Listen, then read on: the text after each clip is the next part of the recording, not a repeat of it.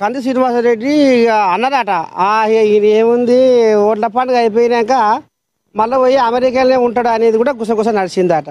ఇప్పుడు ఆయన జనాలనే ఏమన్నా సేవా కార్యక్రమాలు ఏదో చేస్తుండు అనేది కూడా అక్కడక్కడ అంటుర్రు. ఏం చేస్తుండే ఆయన? నువ్వేమంట? ఆయన యాక్చువల్గా మీకు చెప్తున్నా కదా, కంది శ్రీన్ అన్నకు ఏ పార్టీకి సంబంధం లేదు.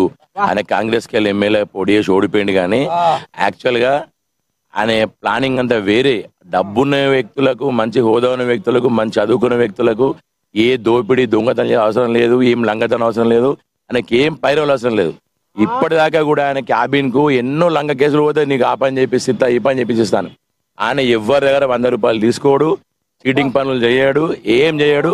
మళ్ళీ ఇంకొకటి, ఆయన గెలిచినా ఓడినా ఇలా నా ఆఫీస్కి ఓన్రి రోజు ఎంతమంది ఉన్నా తెలియదు, మేము ఎప్పుడు పోలే తినలే కానీ ఆఫీస్ చూసినాం మా సార్లా.